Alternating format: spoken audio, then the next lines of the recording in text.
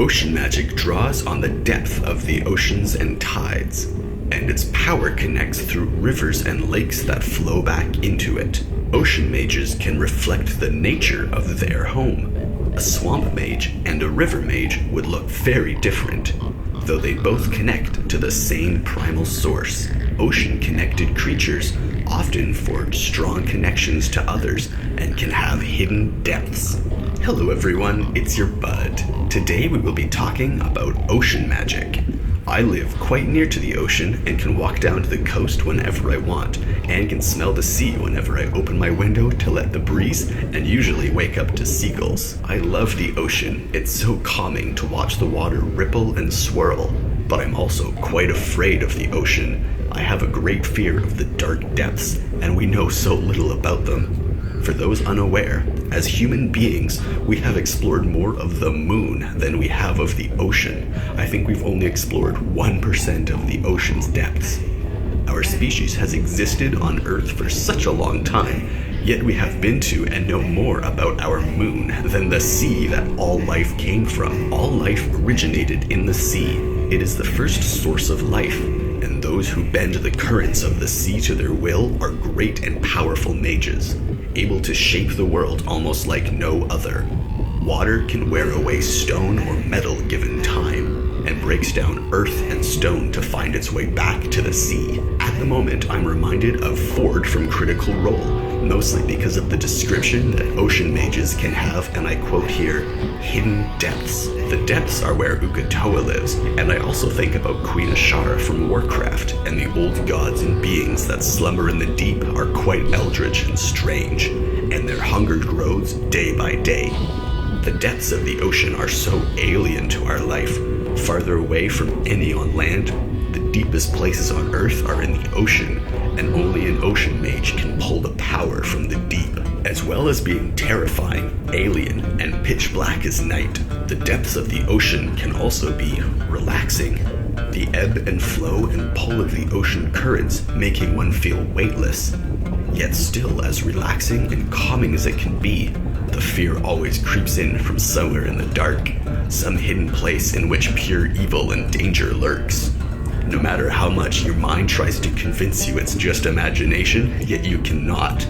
The fear and panic of being surrounded by endless crushing depths and whatever makes its home there is not really appealing.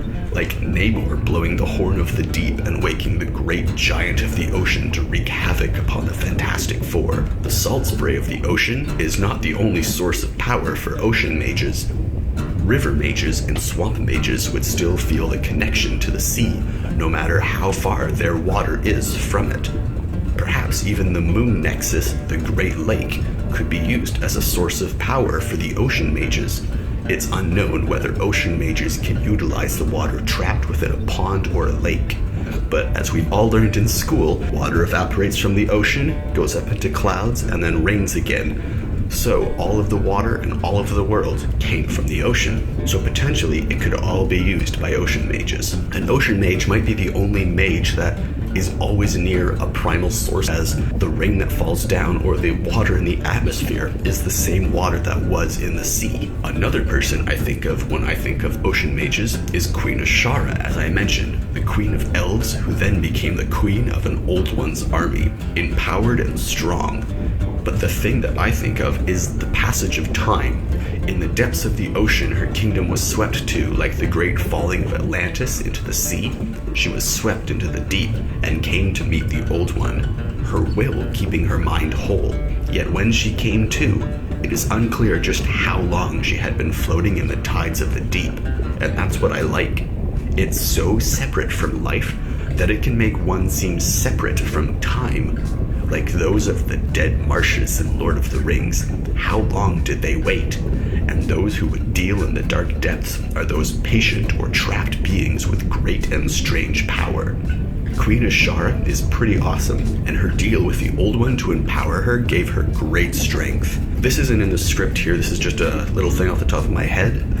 When I watched How to Train Your Dragon and there was that giant dragon, I immediately thought of what if there was one of those in the sea, because things grow way larger in the ocean than they do outside of it. So I imagined a poison sea dragon that lived at the great depths and had sort of like kelp and seaweed running off of its body. So imagine if there was an actual living still dragon in the depths of the sea somewhere. There could be a sea dragon in Dragon Prince. Also, there's one other race of sea elves, the Idoneth Deepkin, elves from Warhammer Fantasy or Age of Sigmar, riding war turtles, and after the fall of a god and another god showed them magic to live in the sea, they grew attuned to their new surroundings, learning to trust vibrations and changes in pressure more than sight or sound. Some of them even became adept in the art of seeing the flaring soul stuff that animates the living. The Idoneth Deepkin were cursed with short life and eventually learned a path to sustain those short-lived children that were born after the curse, sacrificing others and sustaining themselves upon their souls, forcing the souls of others into the body of the elf.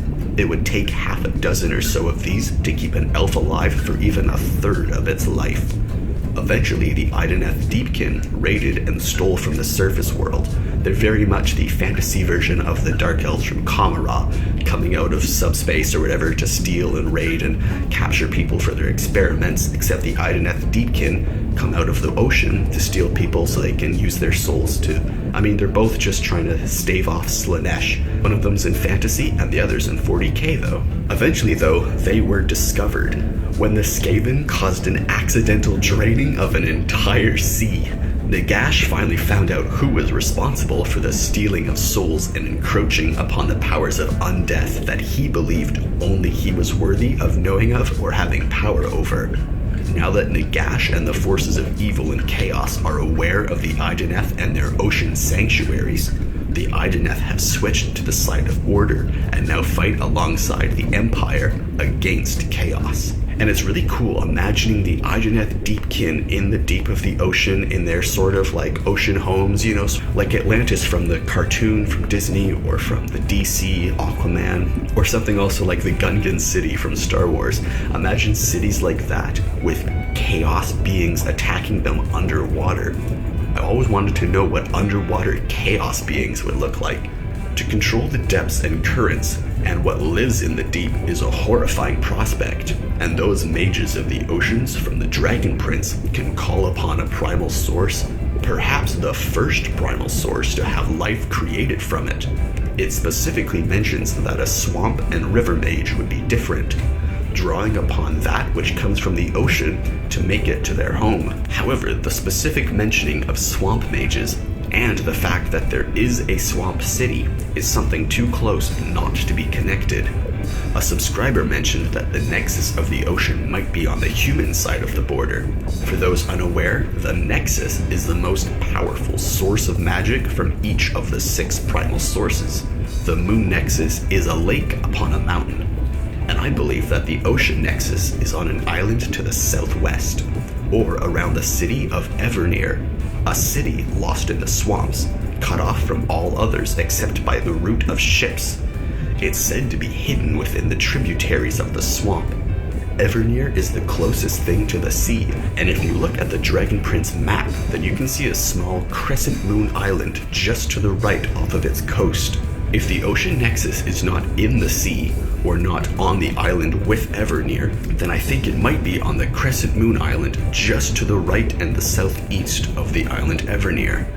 The Crescent Moon Island is right between Evernear and Catullus. Evernear, the city, is said to be fiercely independent, and the people of Evernear use the dragonfly as their symbol, and their assurance of their independence and their hard-to-get-to city makes me think that they have something not only to rely upon, but something that they are defensive and secretive about. Something potentially as powerful as the Ocean Nexus. Splashing a bit of water on your face can activate a deep and ancient response in humans. It instinctually lowers our heart rate and calms the body. I use this trick a lot to avoid my pain and suffering from my disability, as my pain is caused often by my pulse. We as humans have an instinctual response to having water touch our face. It's biological, tracing back humanity to the far ancient past when we even evolved from the sea. And we still hold a connection to it. Though we were not anything close to human at that point, we cannot deny our ancestry and our origin. And those who can control the source of all life, the ocean, can control such raw power and have such an ancient link to deep hidden truths. And as calming as the ocean can be, the depths of the ocean always scare me. Well, thanks for watching. I love the sea. It's so great and full of life. Those who would command its powers are greatly respected by me. Queen Azshara from Warcraft, Fjord from Critical Role, and the Idoneth Deepkin from Warhammer Fantasy are all really cool ocean magic users. And if you want to know more, just leave a comment and go through the Idoneth Deepkin's spell list, or units, or personal story if there is interest, or talk about Fjord or Ukatoa from Critical Role. Also, there's enough about Queen Azshara for her to get her own video, so if you want to know more about any of these races, powers, or worlds, just let me know. Like this video for more Dragon Prince or Magic Explained. Subscribe for daily videos. I make a new video every single day on this channel, and leave any questions or suggestions in the comments below, and I'll see you in tomorrow's video. Thanks for watching.